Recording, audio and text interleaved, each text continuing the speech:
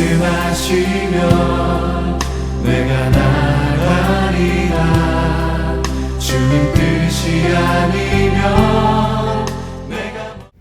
사랑하는 익산 계문교회 성도 여러분, 반갑습니다. 오늘은 사순절 셋째 주일을 맞이하게 되었습니다. 오늘 본문은 마가복음 1장 29절에서 31절 본문으로 내 손을 잡아주소서라는 그런 제목의 말씀 전하겠습니다. 먼저 본문을 함께 봉독하도록 하겠습니다.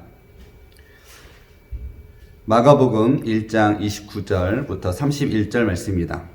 회당에서 나와 곧 야고보와 요한과 함께 시몬과 안드레의 집에 들어가시니 시몬의 장모가 열병으로 누워 있는지라 사람들이 곧 그 여자에 대하여 예수께 여짜온대 나아가서 그 손을 잡아 일으키시니 열병이 떠나고 여자가 그들에게 수종드니라. 아멘. 지난주에는 아무도 안 계셨는데 이번 주에는 몇 분의 권사님들이 자발적으로 이렇게 예배에 참석하셔서 함께 예배 드리니까 한 200명이 앉아 있는 것 같은 그러한 뜨거운 분위기로 예배를 드리고 있는 것 같습니다. 다음 주에는 예배를 드리니까 우리 성도님들 서로 보고 싶지만 또한 저도 여러분들을 하루빨리 만나고 싶지만 한 주간 기도하면서 기다리면서 다음 주에는 건강한 모습으로 이 성전이 가득 채워져서 함께 은혜의 예배를, 성령의 역사하는 예배를 함께 드리기를 소망합니다. 우리 매주일 함께 인사 나누는 것처럼 저와 함께 인사를 나눴으면 좋겠습니다. 은혜와 평강이 함께 하시기를 바랍니다. 땅끝까지 복음을 전하고 선교하는 교회가 됩시다. 아멘. 예수님께서는 12명의 제자가 있었습니다.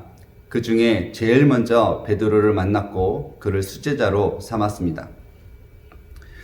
어느 날 평범했던 그러한 어부의 삶을 살았던 이 베드로에게 예수님을 만남으로 말미암아 인생의 전환점이 찾아오게 됩니다. 그는 매일 똑같은 일을 반복하며 살았던 인물입니다. 고기를 많이 잡을 때는 행복했지만 못 잡았을 때는 불행한 이런 작은 일에 이런 감정의 기복이 있었던 그런 사람입니다. 그의 삶은 단순했습니다. 그는 어부였습니다. 때로는 책임감으로, 때로는 사명감으로, 때로는 천직으로 여기며 한평생 살아왔습니다. 지금까지 베드로는 그게 전부인 줄 알았습니다. 그리고 그렇게 사는 것이 맞다고 생각을 했습니다. 하지만 예수님을 만난 이후에 달라졌습니다. 예수님이 베드로를 만난 이후에 너는 이제부터 고기를 잡는 어부가 아니라 사람을 낚는 어부가 되라, 이렇게 말씀하셨습니다. 여러분, 베드로는요 한 번도 이런 생각을 해본 적이 없습니다. 고기가 아닌 사람을 낚는다는 그러한 말조차 들어본 적도 없었습니다. 하지만 그의 마음속에 예수님의 말씀을 듣자 내가 이 그물을 버려두고 가족을 버려두고 예수님을 따라야겠다라고 하는 그러한 굳은 결심을 하게 됩니다. 그처럼 예수님의 말씀에는 이런 신비한 능력이 있었습니다. 힘이 있었습니다. 그러니까 베드로가 예수님을 따르게 된 것을 보게 됩니다. 여러분, 예수님께서는요 예수님을 따르는 자를 그냥 내버려 두지 않으십니다. 예수님을 따르기로 작정한 이 베드로의 가정에 예수님께서 놀라운 은혜를 베풀어 주시고 그 가정에 평안함을 주시고 그 가정의 문제를 해결해 주신 줄로 믿습니다. 오늘 성경 말씀을 보게 되면 베드로 집에 한 가지 큰 문제가 있었습니다. 그것은 바로 장모가 열병에 걸려서 위독한 상태에 있다는 것입니다. 학자들은 이 상황에 대해서 두 가지의 의견이 있습니다. 첫 번째는 그 당시에 유행했던 이 말라리아라고 하는 질병에 걸려서 이 장모가 고열에 시달리고 그리고 눈이 풀리고 목이 바짝바짝 마르고 그리고 뺨이 불같이 달아오르는 그러한 질병에 걸렸다고 그런 보는 사람이 있는가 하는 반면에, 또 다른 하나는 우리 한국 사람들처럼 화병에 걸린 것이다, 이렇게 보는 그러한 견해도 있습니다. 그 이유가 무엇이냐? 여러분, 베드로는 어부입니다. 바깥에 나가서 고기를 잡아서 그리고 그 고기를 팔아다가 가정을 돌봐야 되는 그런 책임이 있는 사람입니다. 그런데 지금 예수님을 만난 이후에 그물을 버려두고 가족을 버려두고 생업을 버려두고 예수님만 따르고 있습니다. 가정에 아이들이 먹을 것을 달라고 해도 채워주지 않고 가정에 어떤 어려움이 있는지 돌봐주지 않는 그런 상황 가운데 있습니다. 그러니 여러분, 베드로가 장모와 함께 살았습니다. 어느 부모가 자신의 딸이 고생하는 것을 좋아할 부모가 어디 있겠습니까? 이러한 상황을 놓고 보았을 때에 이 베드로 장모가 열병에 걸린 것은 아마 한국 사람들처럼 화병에 걸린 것이 아닌가 하는 그러한 견해를 보는 학자도 있다는 것입니다. 사랑하는 성도 여러분, 만일에 후자의 경우라고 한다면 이 베드로 장모의 화병이 사그라지지가 않았겠죠. 그런데 놀라운 사실은요, 오늘 이 베드로와 안드레와 야고보와 요한이 예수님과 함께 베드로 집에 들어오게 됩니다. 베드로 장모가 누워 있다가 인기척을 느꼈습니다. 낯선 사람들이 들어왔다는 것을 느꼈을 것입니다. 그런데 이거 보니까 이 베드로를 수제자로 삼은, 또 제자로 삼은, 또 생업을 포기하게 만들고 가정을 어렵게 만든 그 예수님이 그의 제자들과 함께 들어온 것이 아니겠습니까? 마음 가운데는 미움이 있었고 시기가 있었고 질투가 있었겠죠. 그런데 어찌된 영문인지 예수님을 보는 순간 그 마음이 한순간에 눈 녹듯이 사라지게 된 것을 보게 됩니다.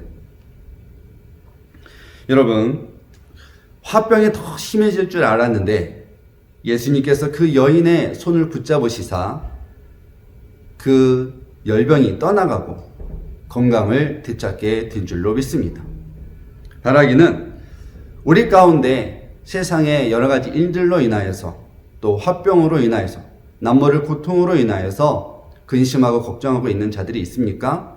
오늘 주님께서 여러분의 손을 붙잡아 주실 때에 여러분의 마음에 참된 평안함과 여러분 가정에, 직장에 있는 모든 문제가 은혜 가운데 해결되기를 주님의 이름으로 간절히 소망합니다. 여러분, 오늘 말씀을 보면 베드로의 장모의 열병이 어떻게 치유가 되었습니까? 예수님께서 그 장모의 손을 붙잡아서 일으켜 주었다라고 그렇게 기록이 되어 있습니다. 여러분, 예수님의 손은 약손인 줄로 믿습니다. 병을 치유해주는 손인 줄로 믿습니다.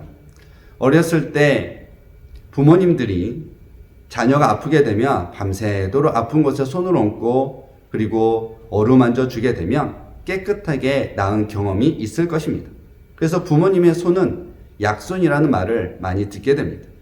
여러분, 예수님의 손도 약손입니다. 열병으로 인하여서 고통을 당하였던 장모가 예수님의 손을 붙잡자마자 그 열병이 깨끗하게 치유가 된 줄로 믿습니다. 또 예수님의 손은 위로의 손입니다. 그 장모의 마음이 어떠한 마음인지, 장모가 어떤 생각을 가지고 있는지는 예수님만이 알고 있었습니다. 예수님이 그 손을 붙잡자 그의 마음 가운데 평안함이 찾아오게 되고 세상적인 생각은 모두 다 지워지게 되고 그리고 그가 건강을 되찾아서 회복이 된 줄로 믿습니다. 그 누구에게도 말하지 못하였던 마음의 아픔과 슬픔, 고통과 괴로움을 예수님의 손을 만지자마자 다 위로받듯이 깨끗하게 나음을 얻고 해결함을 얻게 된 것을 보게 됩니다. 여러분, 예수님의 손은 또 사랑의 손입니다. 장모는 예수님을 사랑할 수가 없었지만 예수님을 보는 순간에 그 사랑을 느끼게 됩니다. 예수님이 그 손을 잡는 순간에 따스한 온기가 그렇게 느껴져서 건강을 되찾게 된 것을 보게 됩니다. 잃어버렸던 사랑이 회복이 된 것이죠. 사랑하는 성도 여러분, 오늘 이 사회가 여러 가지 일들로 인하여서 많은 어려움을 겪고 있습니다. 힘듭니다. 따뜻한 사회라고 우리가 말을 할 수가 있는 것은 또 우리 주변에는 따뜻한 마음을 가지고 있는 도움의 손길들이 많이 있기 때문에 그렇습니다. 지금도 코로나 질병과 싸우는 의사와 간호사들이 있고 또 응급 환자를 옮기는 구급대원들이 있습니다. 따뜻한 마음을 가진 그러한 도움의 손길들이 우리 주변에는 많이 있습니다. 전염병 확산을 막기 위하여서 또 밤낮 수고하는 공무원들도 있고 또 그렇게 수고하는 이들을 돕는 그러한 마음 따뜻한 국민들도 있습니다.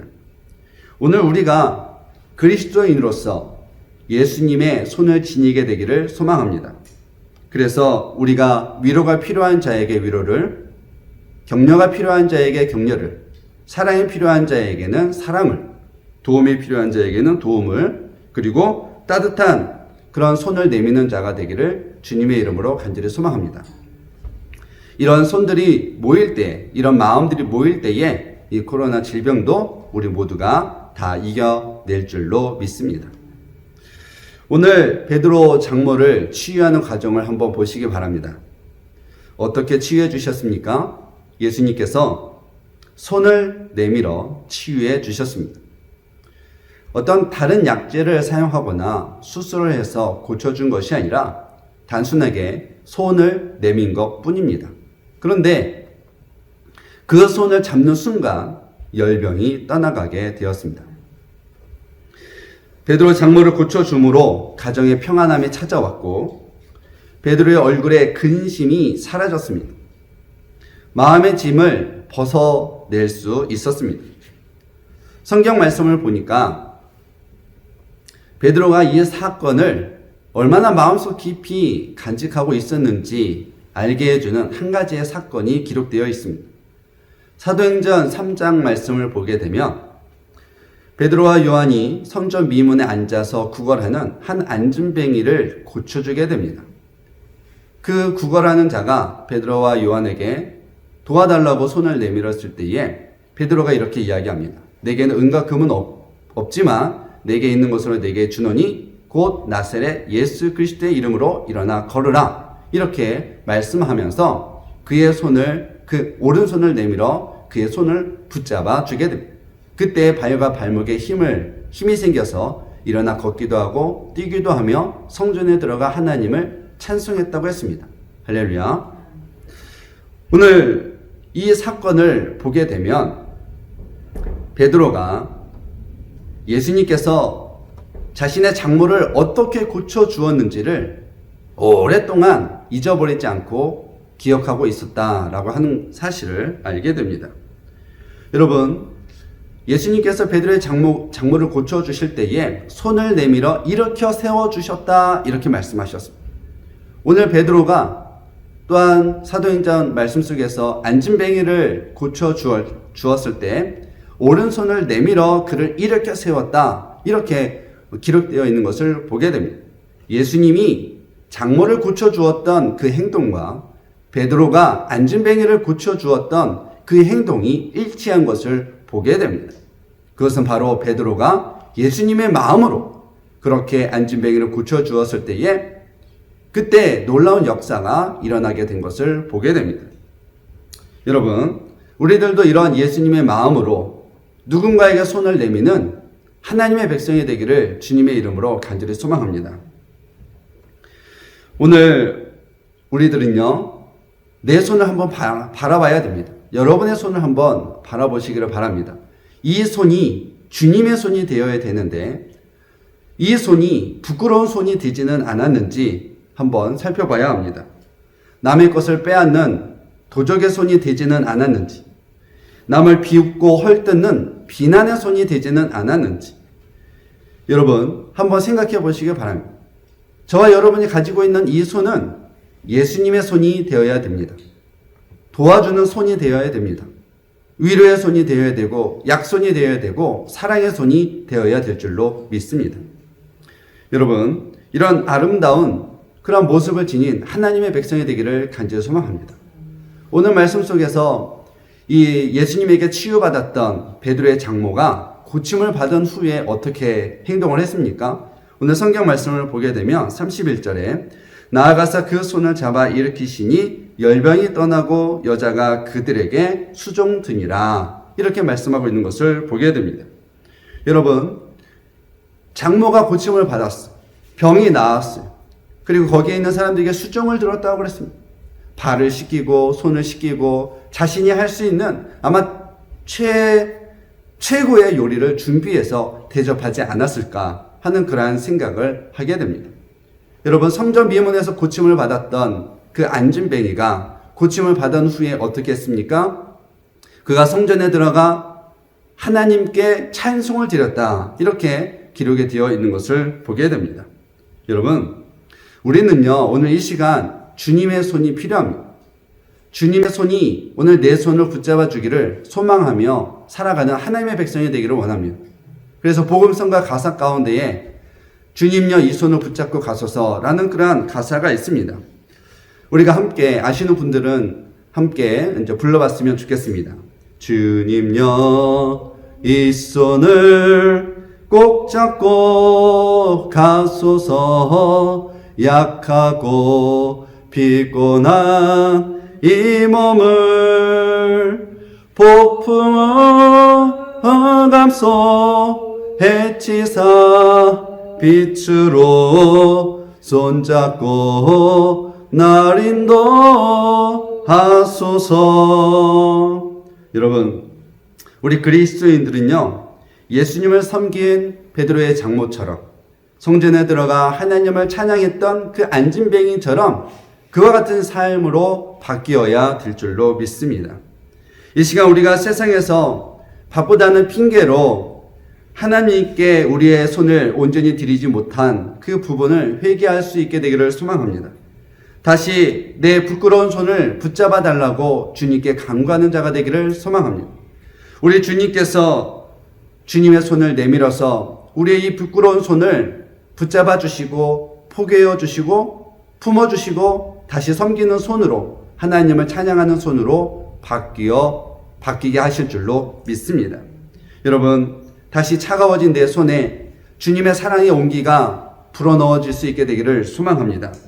오늘 주님의 손을 간구하는 자에게 치유의 은혜가, 도움의 손길이, 그리고 믿음이 회복되어서 약한 자를 위하여 기도하는 그러한 손으로 변화되기를 주님의 이름으로 간절히 바랍니다.